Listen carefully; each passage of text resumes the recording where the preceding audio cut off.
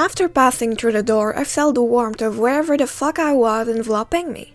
Turning around, I saw Wilfred. He seemed rather small in comparison of the huge blocks of diorite that were constituting the flooring. After the short corridor, an imposing room was offering itself to us, entirely filled with bats and vines. Where was the fucking janitor? In the air, between the sounds of the bats and the clicking of the water, a soft singing was being whispered, floating above my head. It only grew louder as I escaped the big room to go to the next corridor. I then knew where it was coming from. As I came closer to the altar, I could feel a warm breath ruffle my hair. Between me and what seemed to be the masterpiece of this place, there was nothing but the void. I pretended I was surprised when it started talking to me. "Daughter of Wrong, you are here." "Sir, you sound a lot like me." "Daughter of Wrong, I will save your friend from his pitiful bird form if you bring back the heart of Blizzard, the blessing of the Maid of Cold." "Oh, I deleted my Blizzard account a long time ago. You know, free and Kong and all that." "Daughter of Wrong, shut the fuck up." Those were the only words I heard before a blinding light disrupted my vision. I then woke up in a totally different place where I had to try my hardest to not accidentally throw myself into lava while doing parkour. At the end, I was welcomed by a riddle. Obviously, if I actually took the time to think about it, I would have found a solution in probably under 9 minutes if I truly took my time, but you see, college is starting again soon. I need to preserve my remaining brain cells that already suffered enough since my meeting with a bottle of old half-empty Irish cream.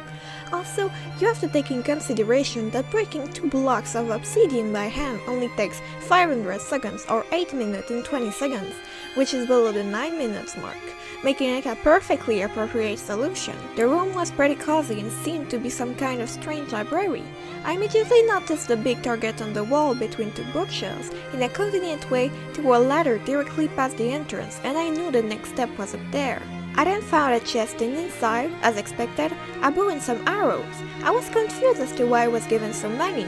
I mean, how could you miss the target? The only explanation will be that, oh, why is this happening? Are they going to try to sell me some shit? Fuck, I still have the coffee maker from last time. Dear God, don't they have any limits? I needed to be clever about this and started taking them down one by one, arrow by arrow, until, yeah, I died. But then I was given a sword, so I decided that my next course of action will be to blindlessly run into them until I win. Well, this is awkward. If only I had cocaine and or a netherite sword. Oh, I would have preferred cocaine honestly, but I can't make this work. If René Lévesque told me one thing, is that all your friends will always stab you in the back no matter what, which is why you have to stab them first. As soon as I ended my task, the voice started speaking again, encouraging me to immolate myself, so I ran into the fire immediately, hoping I will never get sold a coffee maker ever again.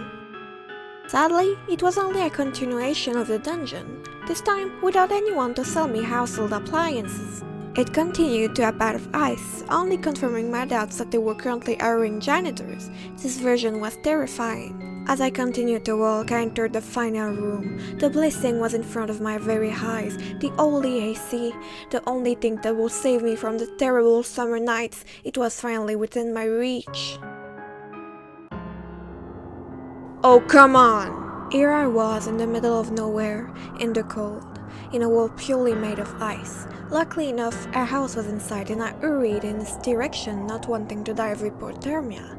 This house seemed to be a paradoxical creation, as it was the house of the homeless, according to the signs that were around it.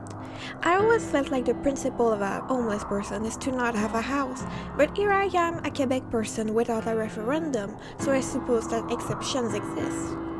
Continuing on the path of wood, there was a tower, and once at the top, not only did I not find my missing twin sister, but also nothing. Who built this? Why build it if you're not gonna hide a hot girl at the top? What the fuck, man? So yeah, I continued on the path trying to find my will to live and empty chests.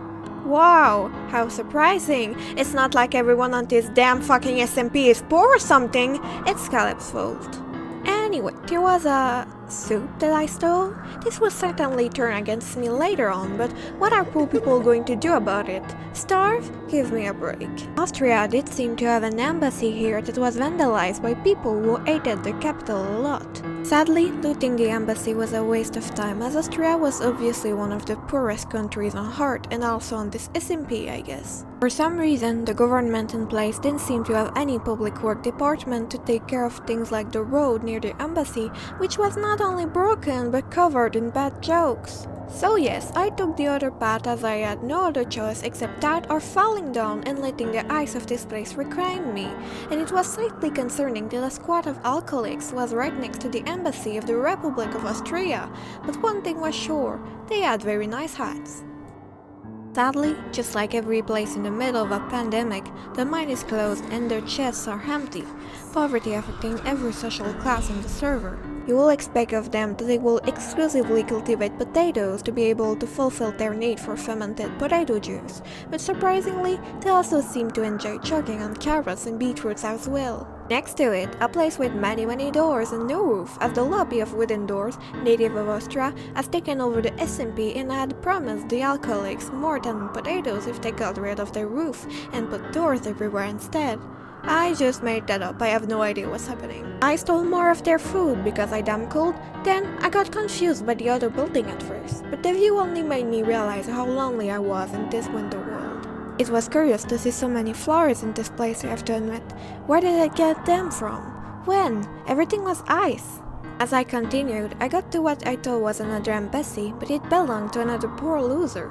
Why did he have shulkers in his house with nothing in it? This made no fucking sense. Charlie, stop being a vague idiot, just say the taxes are too high and go. Speaking of taxes, they should really serve a purpose or something because their road is still fucking shit. Is it that hard to manage resources correctly and... Okay, forget I asked.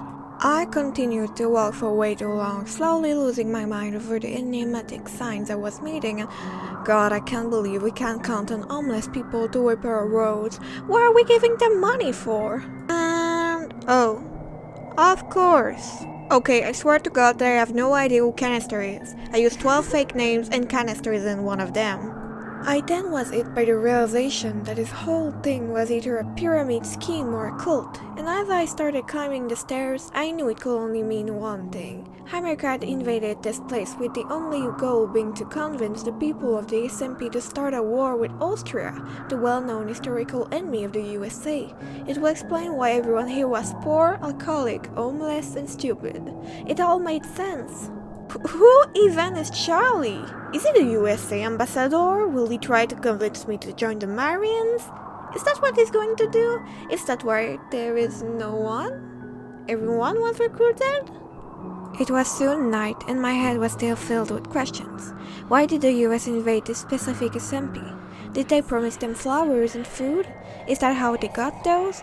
But what could they have that they will make it absolutely necessary for the USA to invade them? What weapon would they have against the Republic of Austria to make it worth it? Was it linked to the object I found in the chest? I decided to spend the night here, exhausted from having walked like 600 meters. To be fair, the road was in really bad condition, thanks to the American/Austrian, as I don't know who won the war yet. I don't want to be on the side of the losers. I'm not a loser, an untalented piece of shit with a Glock 19 5th generation maybe, but not a loser.